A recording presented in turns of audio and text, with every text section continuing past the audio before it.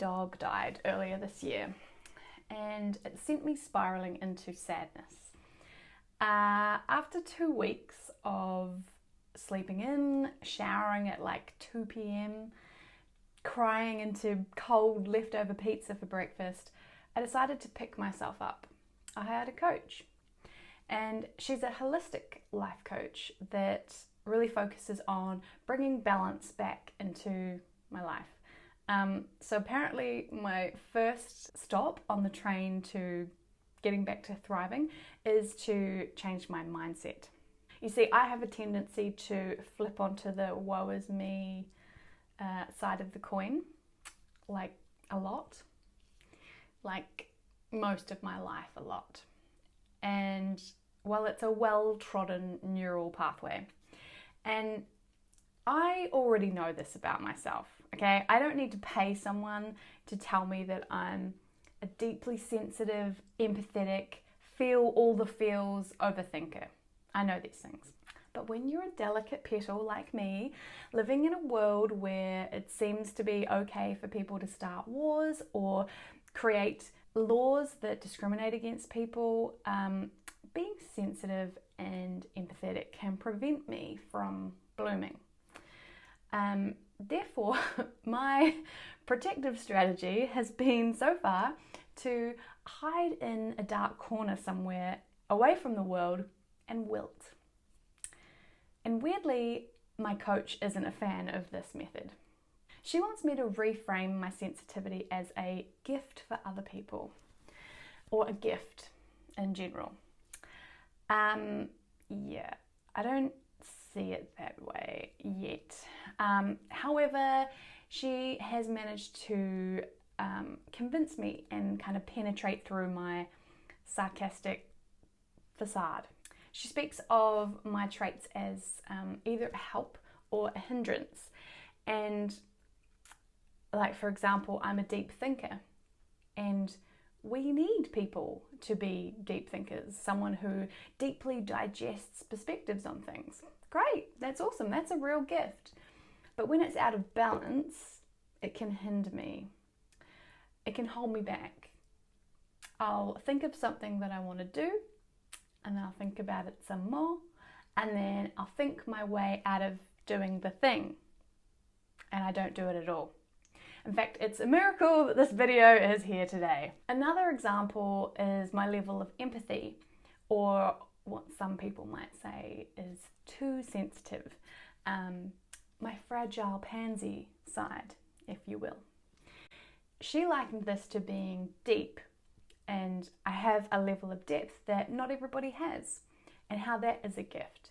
And when my cup is full, I can offer this depth to other people. It's a space to hold them in. You know, they can come in, they can cry, they can confess their vulnerable feelings to me, and my depth is like this safe container for that. And her saying these things really made my heart feel all warm, and I was like bursting with validation. I was like, really? You think so? The downside of this is that I can fall into this vast pit of depth myself and then struggle to get out. And so I'm calling this pit my feelings overdraft. It's like when I'm in the rock bottom without a ladder, even the smallest thing can bring a tear to my eye.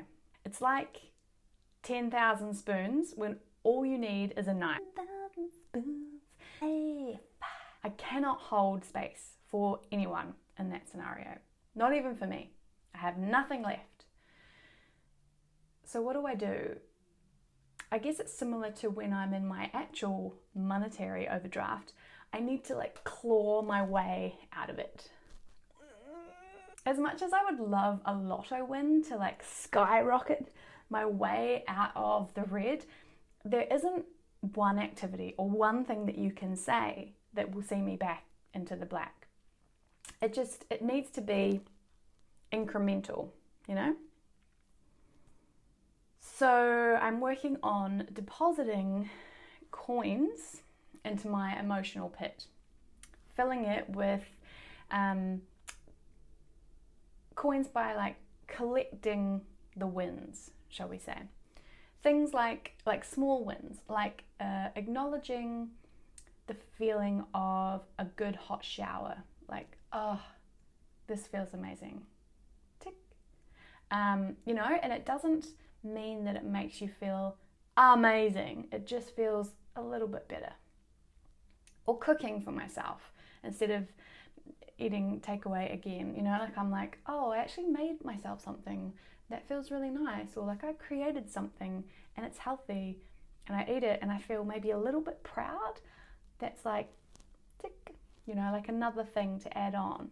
And they're all really small and they're not amazing, but they're like 2% better than where I was.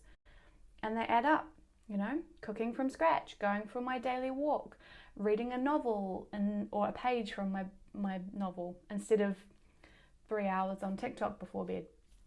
Fresh sheets, changing your sheets, all these things, you get the idea. And it's about recognizing this imbalance that I have and turning the focus inward to me and being like, actually, what are my needs? Making my needs the priority here, ensuring that my cuppeth runneth over, so I can get back to sharing that level of depth, or that gift of depth, with other people, someone else who might be in their overdraft and their debt, in debt of feelings, and they need that space, that container that I can hold.